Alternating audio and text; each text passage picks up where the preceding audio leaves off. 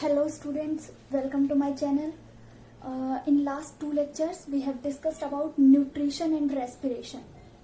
Now in this lecture we will discuss about transportation in plants and animals.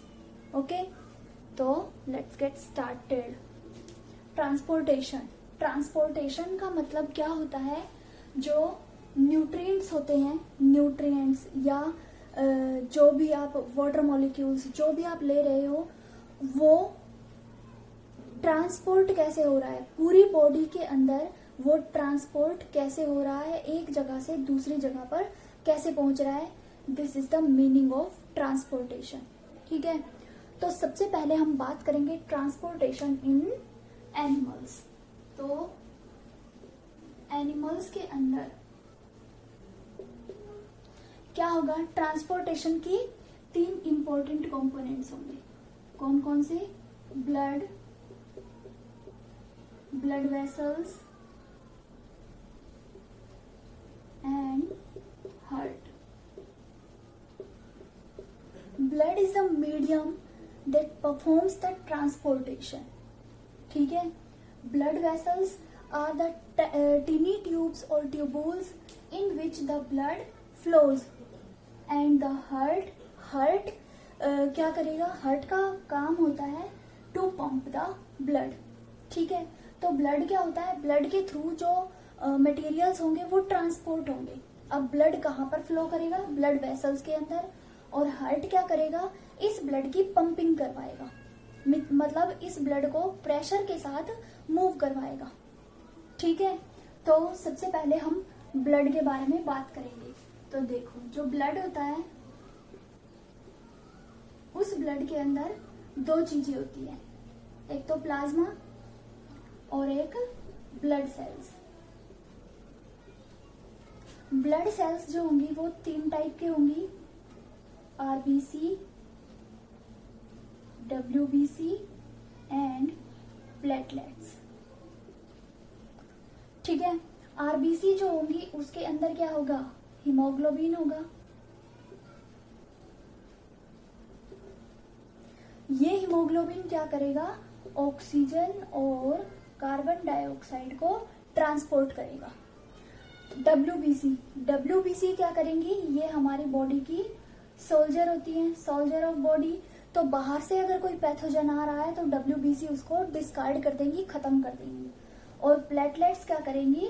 अगर आपको कोई cut लग गया, ब्लड फ्लो हो रहा है, थोड़ी देर बाद वो ब्लड फ्लो होना अपने आप बंद हो जाएगा, उसके ऊपर एक लेयर डिपॉजिट हो जाएगी और इस प्रोसेस को बोलते हैं ब्लड क्लोटिंग.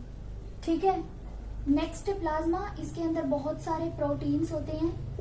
प्लाज्मा का मेन काम होता है, जो ब्लड होता है, ब्लड की ऑस्मोलैरिटी को मेंटेन करना. मतलब ब्लड जो है वो फ्लूइडिक कंडीशन में रहे हमेशा, वो प्लाज्मा की वजह से होगा. प्लाज्मा के अंदर जो प्रोटीन्स होंगे, प्रोटीन्स और प्लेटलेट्स मिलकर ब्लड की क्लोटिंग करवाएंगी. ठीक है, क्लियर है? तो ब्लड के अंदर दो चीजें होंगी, ये हमें याद रखना है. नेक्स्ट है ब्लड वेसल्स.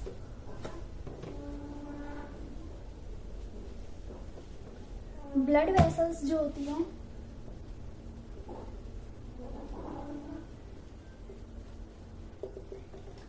मेनली तो होती है दो टाइप की, आर्टरी एंड वेन. और तीसरी कौन सी होती है? कैपिलरीज. कैपिलरीज जो होती है वो आर्टरी और वेन का ही पार्ट होती है. जैसे ये मेन आर्टरी है, ठीक है, ये आर्टरी है. आर्टरी ब्रांचेस में कन्वर्ट हो गई, मतलब ये आर्टरियोल्स हो गए. और अब ये ब्रांचेस जो होंगी वो फाइन ट्यूब्स में कन्वर्ट हो जाती है और इनको बोलते हैं कैपिलरीज. ठीक है, ये आर्टरी हो गई मान लो, ये आर्टरियोल हो गए, आर्टरी की ब्रांचेस, और ये छोटी छोटी ट्यूब्स जो होंगी वो कैपिलरीज होंगी. ठीक है, तो इनके अंदर ब्लड फ्लो करेगा. अब हम आर्टरी और वेन में डिफरेंस देख लेते हैं, क्योंकि मेन जो है वो आर्टरी और वेन में डिफरेंस है और वही कभी कभी एग्जाम में आ जाता है. तो आर्टरी एंड वेन. सबसे पहली बात, आर्टरी जो होती है वो हमेशा ऑक्सीजनेटेड मतलब प्योर ब्लड जिसके साथ ऑक्सीजन ज्यादा होगी उस ब्लड को कैरी करेगी। ठीक है, कैरी ऑक्सीजनेटेड ब्लड। इसका एक एक्सेप्शन है, एक्सेप्ट पल्मोनरी आर्टरी। ठीक है, ये पल्मोनरी आर्टरी मैं अभी आगे बताऊंगी। नेक्स्ट है वेन। तो वेन के अंदर हमेशा डीऑक्सीजनेटेड ब्लड होता है और इसका भी एक्सेप्शन है पल्मोनरी वेन। पल्मोनरी वेन के अंदर क्या होगा, ऑक्सीजनेटेड ब्लड होगा। ठीक है, जबकि पल्मोनरी आर्टरी के अंदर डीऑक्सीजनेटेड ब्लड होगा। ठीक है, दूसरा जो आर्टरी होती है उनके अंदर प्रेशर ज्यादा होता है। ब्लड प्रेशर जो होगा हाई होगा यहाँ पर और यहाँ पर लो होगा ब्लड प्रेशर, क्योंकि जो आर्टरी होती है वो हार्ट से ब्लड को लेकर आ रही है। हार्ट में ऑक्सीजनेटेड ब्लड होगा तो उसको लेकर जाएगी पूरी बॉडी के अंदर ट्रांसपोर्ट करने के लिए, तो वहां पर जो ब्लड प्रेशर होगा वो ज्यादा होगा। जबकि वेन जो होगी वो पूरी बॉडी से जो इम्प्योर ब्लड है उसको कलेक्ट करके हार्ट के पास ला रही है, तो वहां पर प्रेशर लो होगा। नेक्स्ट है, अगर ब्लड प्रेशर हाई है तो जो आर्टरी होती है वो ब्रेक हो सकती है, रप्चर हो सकती है, फट सकती है, तो उसका जो ल्यूमेन होगा, उसकी जो वॉल होगी वो थिक होगी। ठीक है, ताकि वो इतने ज्यादा प्रेशर को सहन कर सके। जबकि इसकी जो वॉल होगी वो थिन होगी। ठीक है, ये तीन हमारे पास डिफरेंस आ गए।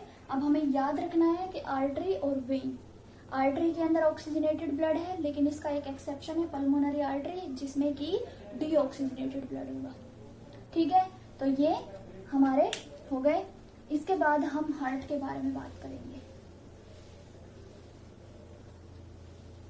ह्यूमन हार्ट जो होता है वो 4 चैम्बर्ड होता है, सबको पता है ये बात है ना। ह्यूमन हार्ट जो होगा वो 4 चैम्बर्ड होता है, इसमें 2 ऑरिकल और 2 वेंट्रिकल होंगे। ठीक है, तो ये मैं बना रही हूँ हार्ट का डायग्राम।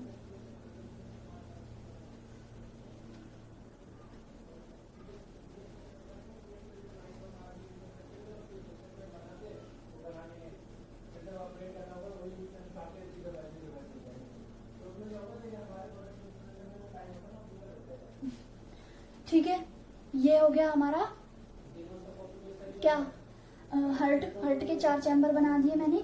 तो हार्ट के अंदर 4 चैम्बर होंगे और ये 4 चैम्बर्स जो होंगे ये क्या करेंगे, ये लेफ्ट वाला होगा, मैं ऐसे लिख रही हूँ, ये लेफ्ट साइड है और ये है राइट साइड।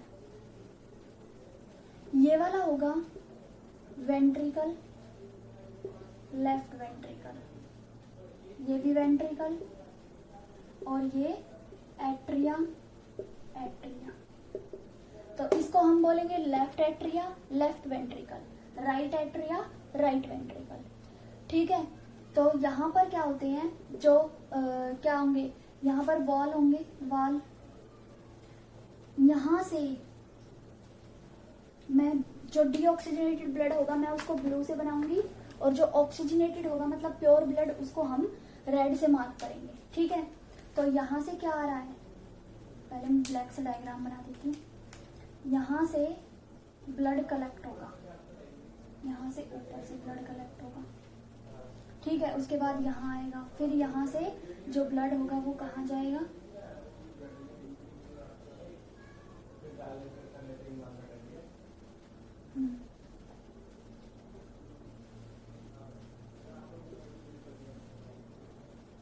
यहाँ से ये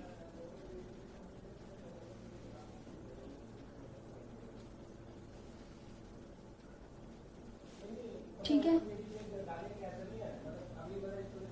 एक इधर जाएगा और एक इधर जाएगा।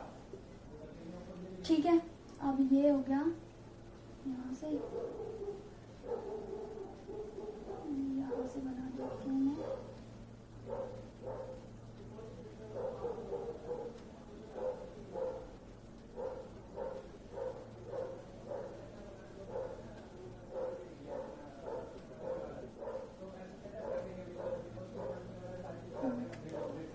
तो देखो क्या होगा,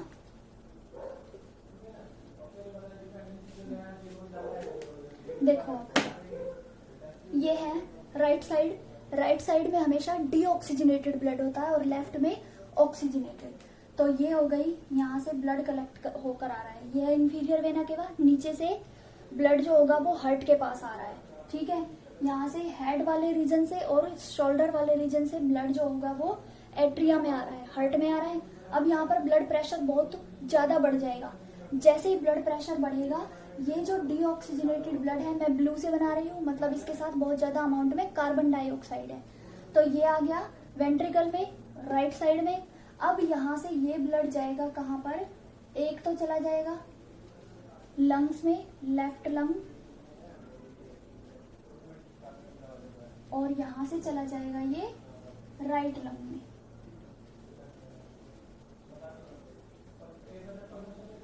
ठीक है। अब लंग्स के अंदर क्या है, हमने ब्रीथिंग करके ऑक्सीजन ले रखी है, तो लंग्स में ऑक्सीजन होगी। अब जो ब्लड ये जा रहा है, कार्बन डाइऑक्साइड को लंग्स में छोड़ देगा और वहां से ऑक्सीजन को ले लेगा। अब ऑक्सीजन लेकर ब्लड कहाँ आएगा, यहाँ, ये आ रहा है ऑक्सीजनेटेड ब्लड लंग्स से, कहाँ पर, हार्ट में। अब यहाँ से ये वेंट्रिकल्स में आएगा और वेंट्रिकल्स से जो ब्लड होगा वो कहाँ भेज दिया जाएगा, पूरी बॉडी के अंदर। ठीक है, तो सिंपल सा है ये, इसमें इतना कोई कॉम्प्लेक्स सिस्टम नहीं है। ठीक है, तो क्या बताया हमने, डीऑक्सीजनेटेड ब्लड मतलब गंदा खून जिसके साथ कार्बन डाइऑक्साइड है, वो आएगा राइट एट्रिया और राइट वेंट्रिकल में। उसके बाद चला जाएगा कहाँ पर, लंग्स की तरफ, लंग्स में से ऑक्सीजन लेकर आएगा और फिर आएगा लेफ्ट एट्रिया में, लेफ्ट एट्रिया से लेफ्ट वेंट्रिकल और लेफ्ट वेंट्रिकल से फिर पूरी बॉडी के अंदर पास ऑन कर दिया जाएगा। ठीक है, तो यहाँ पर क्या होगा, हार्ट के अंदर ब्लड दो बार आएगा, एक बार डीऑक्सीजनेटेड ब्लड आया, फिर लंग्स में गया, लंग्स से फिर वापस आया, फिर पूरी बॉडी में भेजा गया। तो इस प्रोसेस को बोलते हैं डबल सर्कुलेशन। क्या बोलेंगे, डबल सर्कुलेशन। तो डबल सर्कुलेशन का मतलब क्या हुआ यहाँ पर कि देखो, बॉडी पार्ट्स हैं,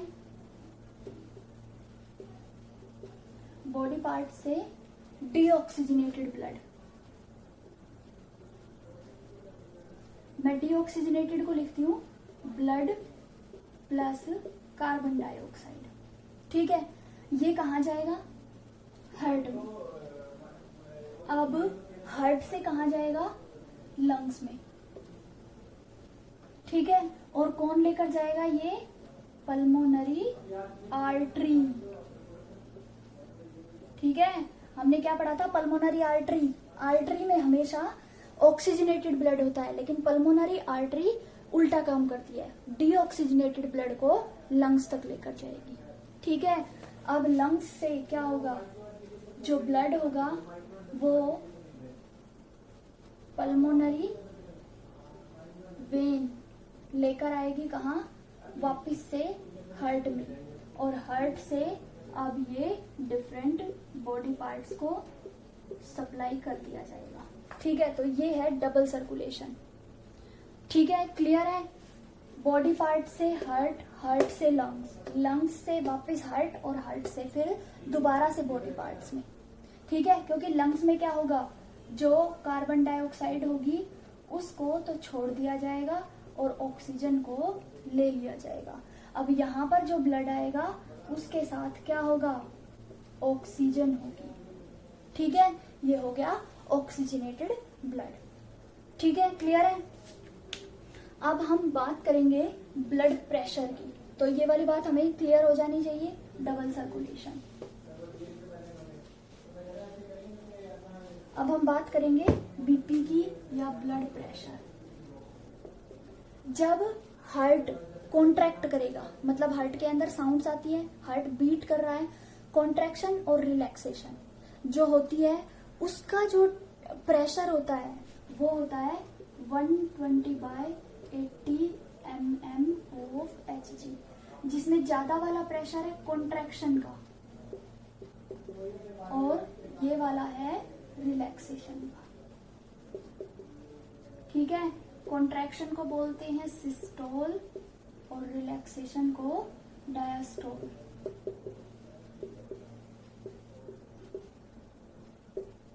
ठीक है, ये हमारा ब्लड प्रेशर है। अगर इससे ज्यादा हो जाए तो उसको हाई बीपी बोलते हैं और इससे कम हो जाए तो वो लो बीपी होता है। नेक्स्ट है, एक और चीज बतानी है। मान लो ये है हमारी आर्टरी।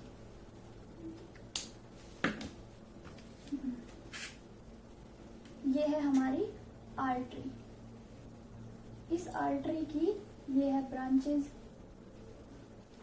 अब यहां से क्या हो रहा है,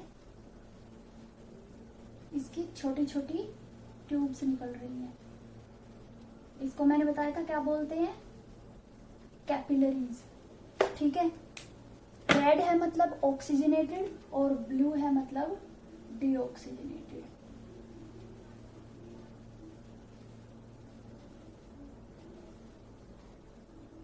ठीक है, यहाँ पे मेन वेन है और यहाँ पर ये वेन की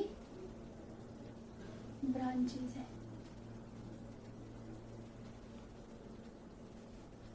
ठीक है, ये हो गई वेन और ये हो गई हमारी आर्टरी। ठीक है, तो क्या होगा, कई बार क्या, मोस्टली यहाँ पर कुछ टिश्यूज होंगे, कुछ सेल्स बना रही हूं मैं, ये यहाँ पर भी होंगी ये ऐसे ही। तो क्या होगा, जैसे यहाँ से ऑक्सीजनेटेड ब्लड आ रहा है, अब यहाँ तक कोई डिस्टेंट टिश्यू है, मतलब कोई बहुत डीप टिश्यू है, वहां तक ये आर्टरी नहीं पहुंच सकती।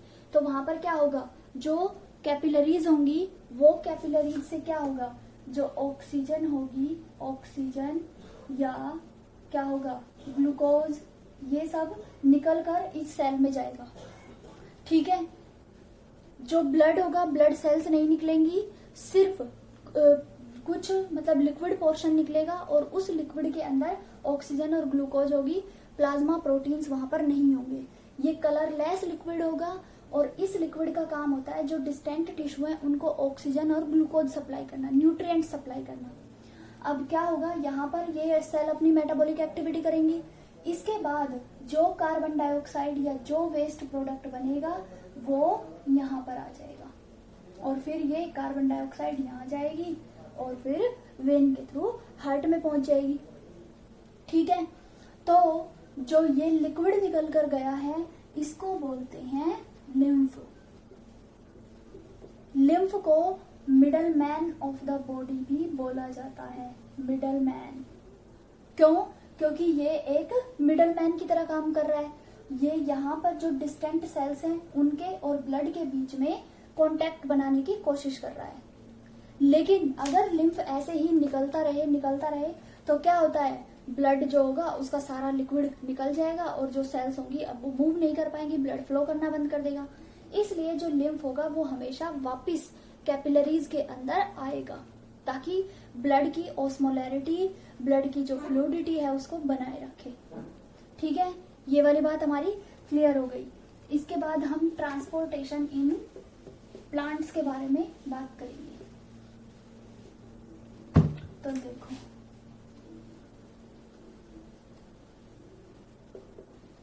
प्लांट्स के अंदर किन किन चीजों का ट्रांसपोर्टेशन होना है। एक तो फूड का, ठीक है, जो फोटोसिंथेसिस से फूड बन रहा है उसकी ट्रांसपोर्टेशन होनी है, और एक वाटर प्लस मिनरल्स जो सॉइल से एब्जॉर्ब किए जा रहे हैं।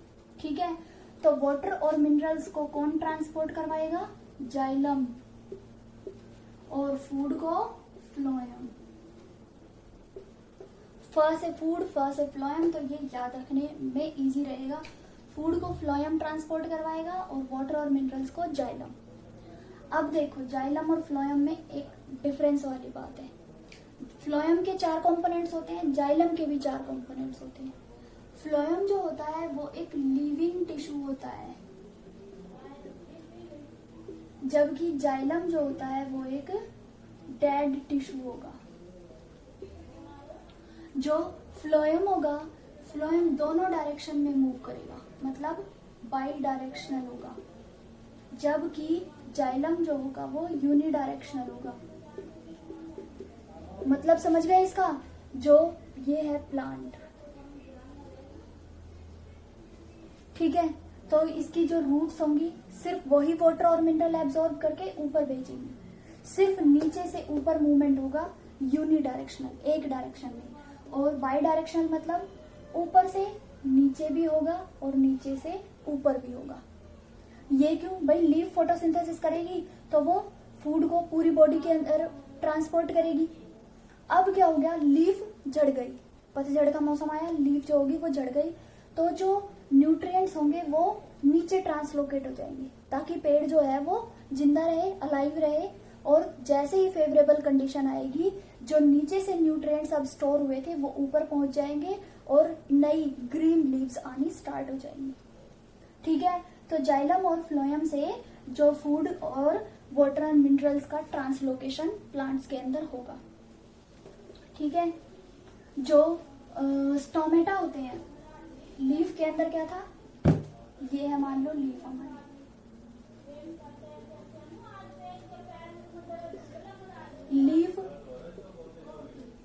लीफ पर क्या था? स्टोमेटा। इस स्टोमेटा से क्या होता है? कार्बन डाइऑक्साइड और ऑक्सीजन का ट्रांसपोर्ट हो रहा है और कुछ अमाउंट में वाटर के वेपर्स का ट्रांसपोर्ट हो रहा है। तो यहाँ से क्या निकल रही है? ऑक्सीजन, और अंदर क्या जा रहा है? कार्बन डाइऑक्साइड, ठीक है। स्टोमेटा से जो वाटर निकल रहा है, मतलब ये क्या हो रही है? Process of transpiration. और जैसे ही ट्रांसपिरेशन होगी तो जो रूट्स होंगी उनको क्या मिलेगा? कि वाटर निकल रहा है, इसलिए वो ज्यादा वाटर एब्जॉर्ब करेंगी। तो एक तो ट्रांसपिरेशन और एक रूट्स के अंदर जो रूट प्रेशर होगा, ये दोनों इंपॉर्टेंट रोल प्ले करेंगे absorption of minerals and water, ठीक है। तो ये हो गया हमारा transportation in plants and animals, ठीक है। नेक्स्ट लेक्चर में हमारा सिर्फ एक टॉपिक बचता है इस चैप्टर का, एक्सक्रीशन। तो उस एक्सक्रीशन के बारे में हम डिस्कस करेंगे, ओके। Thank you.